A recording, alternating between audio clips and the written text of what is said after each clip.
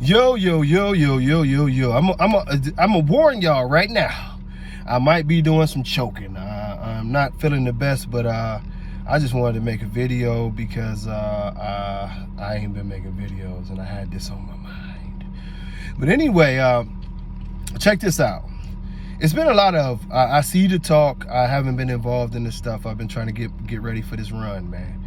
But this is a conversation when you start talking about inbreeding, line breeding, and all of these different things, and everybody in the bully world just knows so much how to breed, but really don't know shit at all.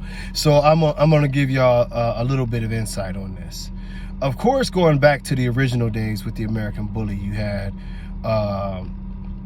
East Coast, Razor's Edge, West Coast, Gotti Line. We're making this very simple.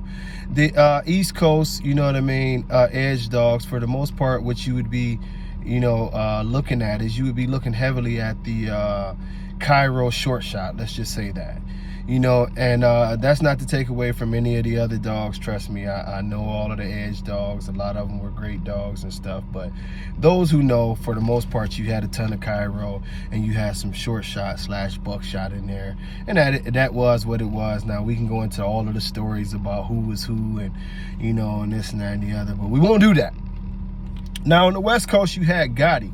Now, Gotti was a little more complicated because it was almost like from the start, it was almost two Gotti line families. It was one that held true to more so where they came from, which was Gray Line, and they held true to that style, a very, very, well put together dog that oftentimes could have probably been confused as far as look goes with the edge dogs.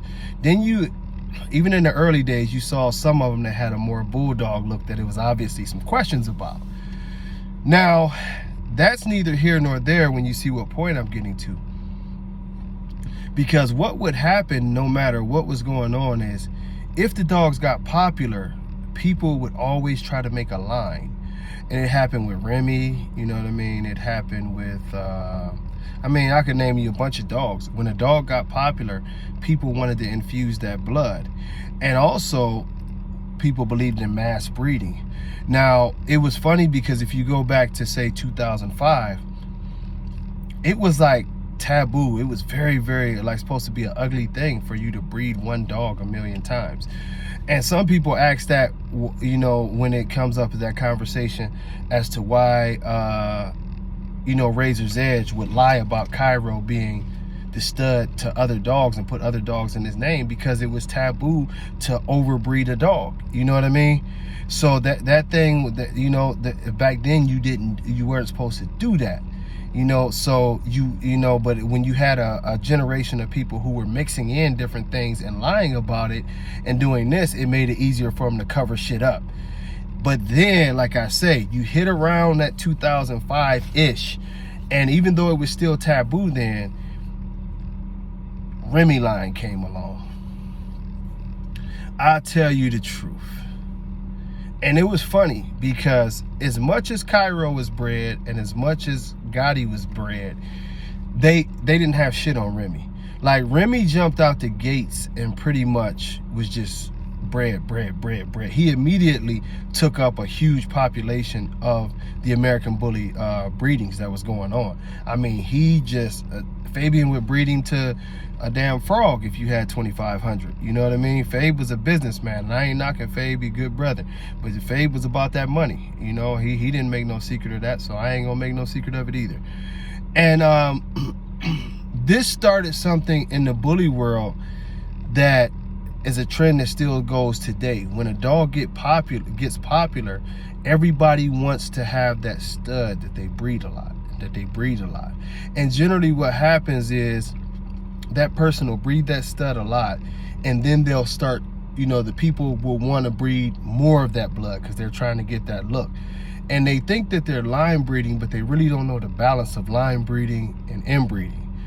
And so they'll keep on breeding, and you start to see, and we've all seen this in our community, you'll start to see 5 times, 6 times, 7 times, 8 times, 9 times. The most I've ever seen is somebody claiming to have 20 times one dog in their pedigree. And is it necessary? No. I do like line breeding, but at the same time, if you're going to line breed, you also have to bring up the fact of what are the other bloods that you're putting in there, what are the other characteristics, and how do you break these, how do you break these things down? For those who are just getting into this, or maybe even those who just don't know, the thing that makes line breeding super dangerous is because it's ancestral. Anytime you get into an incest mode, we've known this throughout history, the immune system breaks down, the genetics break down, the things that make us healthy throughout our whole anatomy and our system tends to break down. Some of the greatest plagues that have ever faced this world, if you look at the percentages of the areas that the plagues hit, they were in areas where they believed in like blue blood theories or things of that nature, to where that they didn't want to deal with the mixing of blood. So you would have cousins and brothers and aunts and uncles and everybody doing their thing. So with that being said, it became ugly, ugly to say the least. And that broke down the immune systems, which allowed for a lot of these plagues and different things to happen to these people. It's the same thing with the dogs. This is one of the reasons why a lot of y'all who you might hear people say that mutts, your basic mutt that's running around there, that, that's in the neighborhood, that's just screwing any dog and having puppies by any dogs, they're a lot healthier. Well, if you look at them, they are. If you know people who just go adopt a dog from a pound and the dog is mixed with 30 different dogs, that dog will live to be 15, 16, 17, 18 years old. Their genetics are broken down, and typically the way our genetics work through nature is that the genetics pull from the stronger genes to survive. But when you compress the genes and when you're line breeding, you're not giving it enough room to pull from good genes to survive. So what happens is a lot of times we suppress good genes and we actually start compounding bad genes. And we actually, in a lot of ways, we're making a weaker genetic supply. That's why when you do your breedings, it's almost a must that you get into a groove to where you're understanding that you have to add other bloods into what you're doing, or you are playing with fire to a level that's could be catastrophic. And one of the worst things about this is that you might line breed, and all of your dogs are looking beautiful, everything's going well.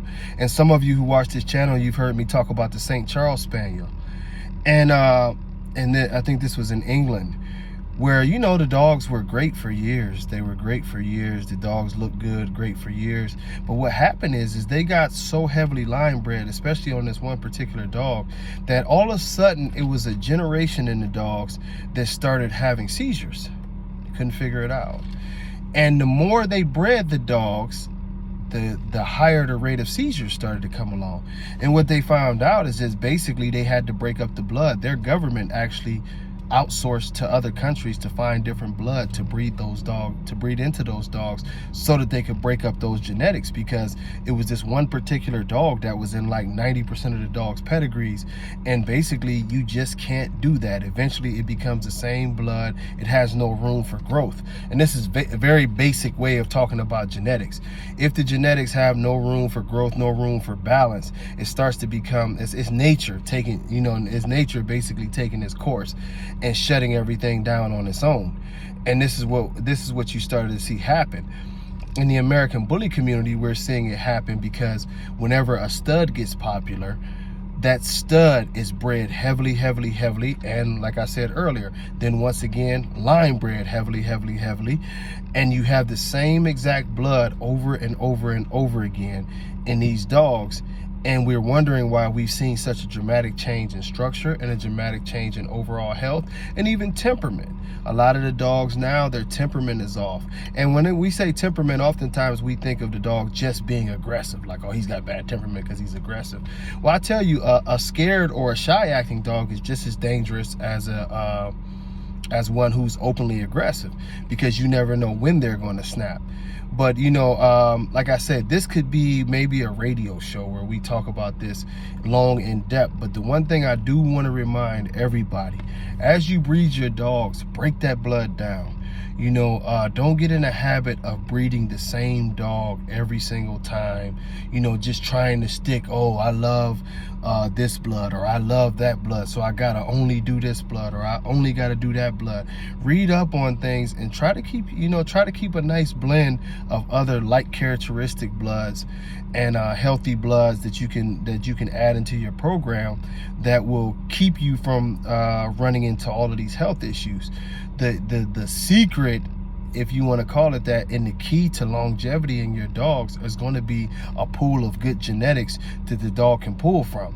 If you compress these genetics like that, and start to distort even the good genes, your dogs are going to come up in bad shape. And you'll see it happen in many different ways, as to where, like I was sort of explaining, and I know I jump around when I talk, but everything will be going good. Then one morning you'll wake up and maybe maybe your next litter, it could happen that where you have a bunch of health issues and you don't know why. Like, oh, my dogs have always been healthy, but that's the point where you went too far. This was the point where the genetics finally said, you know what, we got to put a stop to you because you just refuse to follow the rules of nature. So think about that hard, roll with it hard, and do the best you can to make sure that you fix all these problems. But we're gonna have a longer talk about that, and maybe that'll be on our first podcast, man. But until next time, God bless y'all. Much love. Peace.